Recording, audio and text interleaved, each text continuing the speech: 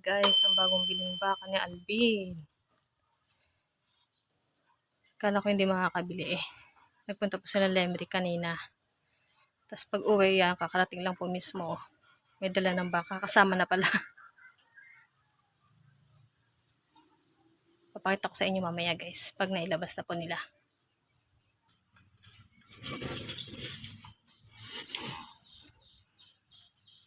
Hi guys, good afternoon po sa inyong lahat. Sana po nasa mabuti po sila lahat na kalagayan.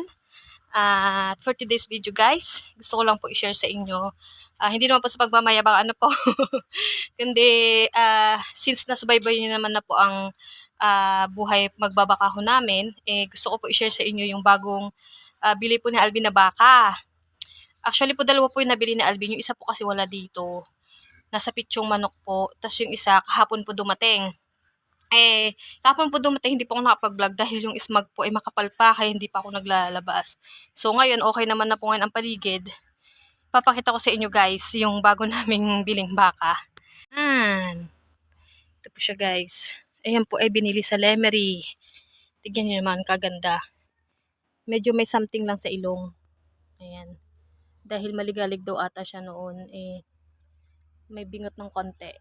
Pero okay lang naman. Dahil ayos naman ang katawan. Tayo ikaw. Ito po guys ay binili sa Lemery kahapon. So, yung isa po, nasa Pitsyong Manok po. Yun naman po ay anak ng baka ng hipag kong bunso. So, ayan. Nadagdagan na ulit ang baka na alaga ni Alvin. Nandun po yung iba guys. Tapos ang kulungan guys, meron na rin harang finally. Pero hindi man po yung katulad ng harang talaga dito sa mismong gate nila.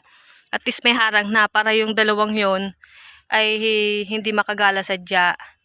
Tapos yan. Tapos yung gilid po, may harang na rin pong kawayan. Napalagyan na rin po namin. Ayan guys. Yan. Medyo madumi pa po kasi guys yung bahay ng bakahan. Kaya nilabas muna ni Alvin ang mga baka para sila makahiga. So, pag nalisa po na Alvin yan, ibabreak na po ulit na Alvin dyan sa loob. Para maka-uwi naman ulit sila sa kanilang bahay. So, yan guys, tumayo na siya. Yeah. Maganda ang katawan niya guys. 1 taon at kalahatin daw po to eh. Tapos yung isang nabili po na Alvin na sa hipag ko po ay 5 months daw po yun. So, yan, papakita ko sa inyo guys yung video nung nabili po ni Alvin sa hipag ko. Nasa picture po kasi kaya hindi ko mapapakita. So, ayan guys, oh. Maganda rin ang katawan. Babae din to guys. Ang plano po talaga na Alvin ay lalaki ang bibilhin. Para meron kaming ganador sa mga baka namin. Hindi po nagre-reply yung gustong bilhan ni Alvin. Hindi nagre-reply nung pinuntahan nila kahapon. So, ito ang nakita niya. Ayun ang binili. Ayan. Ayun ang binili guys. Yan. Pasintabi na tayo siya. Okay naman siya di ba? Kaya na po guys ang humusga.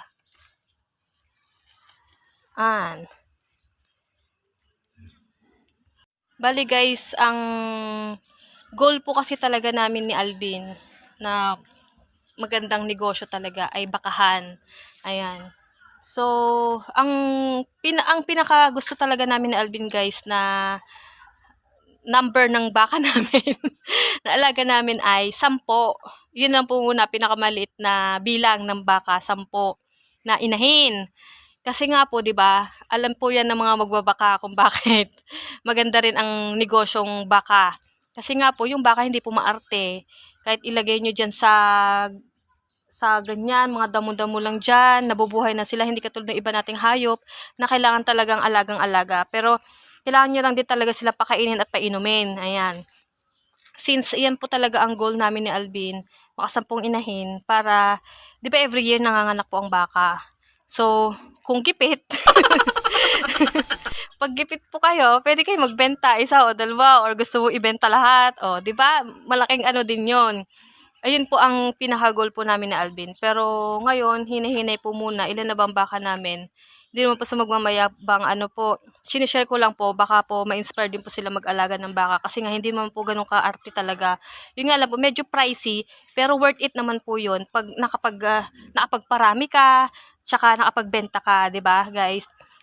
isa rin po yung dahilan kaya malakas-lakas ang loob ni Alvin bumili ng baka ay may pang silage na kasi kami. Kaya yung mga drum po na natira na ibebenta po sana namin, hindi na po ibebenta ni Alvin kasi paglalagyan na po namin yun ng mga silage. So since may tanim po sina Alvin dun sa koral ng mais, ayan, pag na-harvest po yun, isa-silage na po ulit para may tambak ulit kami, may stock ulit kami para pag summer. Nagtatanim na po ulit sila ng napier guys para po meron na ulit rest back na kumpayen para pag marami na ulit yon pwede na ulit i-silage para meron na ulit pang rest back na pakain sa abaka. Ayan guys, ang aming baka. Ang baka po namin dalawang inahin ay nasa pitsyong manok po. Tas isang anak. Tas yung ibang anak, nandito po, nandyan po yung mga anak po ng iba. Ayan na. May kanin pa sa rice cooker. Ayan na po ang kukumpleto sa bagong member ng aming mga bakahan. Ang torete. Torete naman yan guys. Sa mga gustong magpakasta ng baka, ay kami naman ngayon ang inyong dadayuhin. Dahil meron na kaming toreteng pangkasta.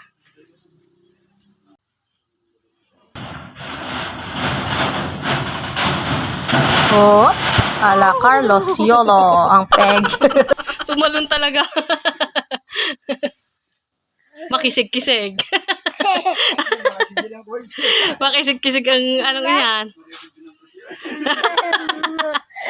Yan na. Guys, akala ko guys, last nang bibilhin yon.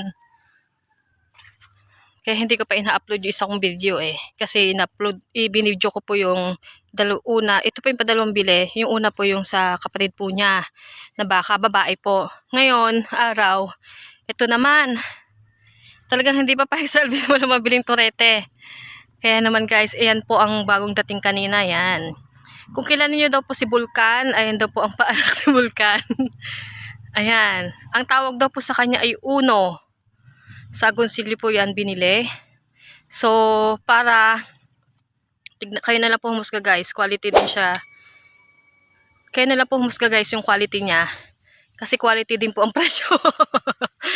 Ayan. Kaya naman po bumili po sadya si Alvin ng torete guys. Kasi kita nyo naman po, madami po kaming inahin. At ang layo din po sadya ng pakastahan po dito ng baka. Naglalakad pa po si Alvin doon, malayo pa po doon.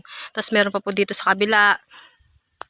Kaya naman napagdesisyonan din po ni Alvin na why not bumili po ng torete, 'di ba? Para hindi na kami mahirapan sa aming mga alagang baka, sa aking biyanan, ayan. Kaya naman yan guys, oh. Ang quality niya. Ayoko pang lapitan kasi baka syempre hindi pa niya ako kilala. Paanak daw po siya ni Vulcan guys. Kung sino po nakakilala, comment down below. Ayan. Ayan, unti-unti na pong nakukumpleto ang aming mga alaga. Welcome sa aming welcome sa aming mga bagong para sa aming mga bagong alagang baka. Bali, 3 po yung nabili po ni Albi ngayon na baka, 2 pong babae. Yung una pong binili ni Alvin na anak po ng baka po ng kapatid po niya ay 5 months pa lang daw po yun. Tapos ito po, yung padalawa na babae din po ay 1 taon na daw po mahigit. Sa Lemery naman po yung binili. Tapos ito si Uno po, sa Agoncillo po yung binili. So yeah, at least hindi na mahihirapan sa Alvin na maglakad ng malayo para magpakasta po ng baka, 'di ba? Isa din po to guys na goal ni Alvin talaga na magkameron kami ng torete na baka. Ano po, para hindi na pa talaga sila mahirapan na pumunta dito, pumunta doon para magpakasta. So since na plano din naman po talaga namin magparami po ng inahin. So yan, why not? Mag-invest pa rin po ng torete para 'di ba, hindi nalalayo. Pag mangande, on the spot, pwede na yan ipakasta, 'di ba? Kaya naman ayan. Yan guys, nakakatuwa lang din po guys kasi nga ang tagal na rin po naming minamanifest talaga magkaroon po ng sariling torete. Para nga po sadya, hindi mahirapan po si Alvin. Ang layo po talaga guys ng nilalakad. So, puro babae naman din po ang anak ng aming mga inahin, diba? Tapos may mga inahin pa kami. Yan. Kaya bumili na rin po guys si Alvin ng torete. For investment na rin po yan guys. Magagamit namin sa mga inahin. Pwede rin po kami dayuhin para magpakasta, diba? Kasi maganda po yung quality po ng ama ng ni Uno. Kasi nga po, parang sinabi po sa akin ni Alvin na maganda daw po yung lahi ni Vulcan. Parang mamahalin daw po ata yung baka. Kaya, grinab talaga na Alvin yan. kahit mamahalin din po ang presyo po niya. Talagang ipinush po talaga na Alvin na mabili. Kaya, yeah, baka mangyari din po na kami na rin po ang dayuhin para kay Uno din po magpakasta ang mga may baka dito po sa amin. Ako sa bahay guys, naambod na. So, yan. Sana po ay nag-enjoy po sila sa ating for today's video. Hindi naman po sa magmamayabang. Ano po, gusto ko lang po i-share sa inyo yung mga achievement din po namin since nakasubaybay din naman po kayo sa aming bakahang journey. Diba? Kaya gusto ko lang po i-share sa inyo. Malay nyo, kayo naman po ang magkameron din po ng mga gantong baka, di po ba? Wala naman po imposible basta ko gusto po talaga natin, di ba? Kaya kailangan lang po talaga magpursige. Ayan. Kaya naman po sa mga hindi pa po nakakapag-subscribe sa aking YouTube channel, please subscribe po sa aking YouTube channel guys para po dumami pa po ating videos at updated din po sila sa aking mga susunod po na videos. Kaya hanggang sa muli, bye-bye! Ingat po sa ating lahat.